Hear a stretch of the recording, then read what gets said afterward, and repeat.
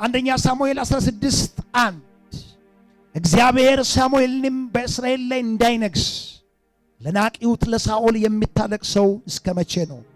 በቀንዲ ዘይትን ሞልተህ ሂድ፣ በልጆቹ መካከል ንጉሥን አዘጋጅቻለሁና ወደ እሴይም ወደ ቤተልሔም እልካለሁ አለው። ቁጥር 2 ላይ ሳሙኤልም እንዴት እሄዳለሁ? ሳኦል ቢሰማ ይገለኛል አለ። እግዚአብሔርም አንዲት ግደር ይዘህ ሂድ፣ ለእግዚአብሔር ይሰዋ ዘንድ መጣው በል። እሴንም ወደ መሥዋዕቱ ጥረው፣ የምታደርገውንም አስታውቀው፣ የምነግርህን ቅባልኝ። ሳሙኤልም እግዚአብሔር የተናገረውንም አደረገ። ወደ ቤተልሔምም መጣ። የሀገሩም ሽማግሌዎች እየተንቀጠቀጡ ሊያገኙት መጡና የመጣው ለደህና ነውን አሉት። እሱም ለደህና ነው፣ ለእግዚአብሔር ይሰዋ ዘንድ መጣው። ቅዱሳንም ሁኑ፣ ከኔም ጋር ወደ መሥዋዕቱም ኑ አለ። እሴይና ልጆቹንም ቀደሳቸው፣ ወደ መሥዋዕቱም ጠራቸው። ቁጥር 6 ላይ እንዲህም ሆነ በመጣም ጊዜ ወደ ኤልያብ ተመልክቶ በእውነት እግዚአብሔር የሚቀባው በፊቱ ነው አለ። እግዚአብሔር ግን ሳሙኤልንም ፊቱንና የቁመቱን ዘለግታ አይታል። ሰው እንደሚያይ እግዚአብሔር አያይምና ናቂውት። እግዚአብሔር አያይም ናቂውት። ሰው ፊትን ያያል፣ እግዚአብሔር ግን ልብን ያያል አለ። ኢየሱስ ጌታ ነው። በደንብ ስሙኝ። ፊት ከላይ በኩል ነው እዚች አካባቢ፣ ልብ ግን ፊት ለፊት ቢሆንም መክፈት ይፈልጋል። ውስጥ ነው የሚታየው። አያችሁ፣ ሁለቱም በፊት ነው ያሉት፣ ግን ምስጢሩን ይዩት። ሰው ይችን ያያል፣ እግዚአብሔር ግን ሰፈሩ አንዱ ነው። ከፈታ አድርጎ ውስጥን ያያል።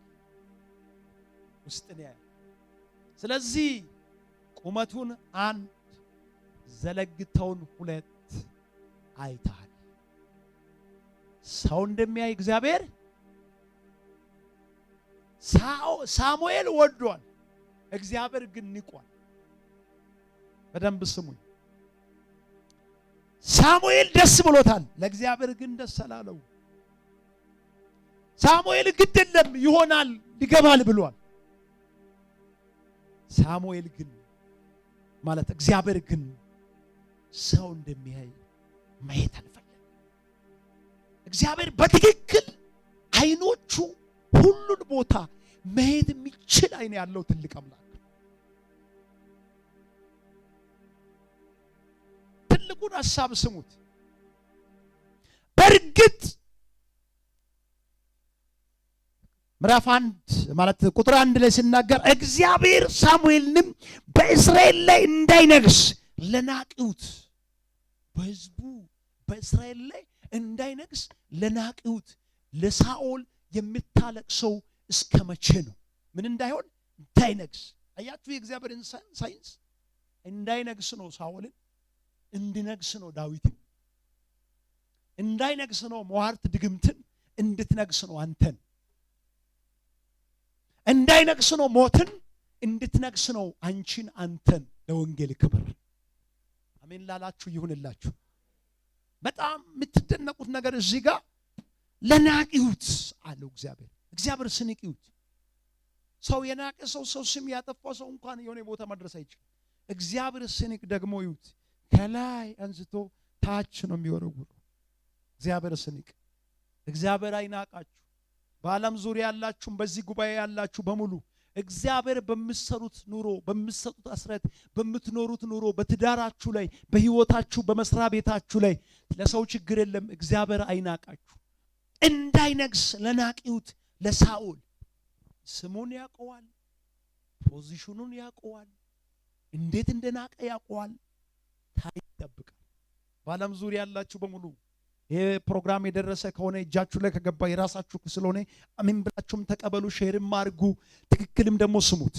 እግዚአብሔር ኃጢአት የሚሰሩ ሰዎችን ጥቂት ደቂቃ ጥቂት ቀን የሚቆየው ልገል ከብዶት አይደለም፣ ልገለብጥ ከብዶት አይደለም።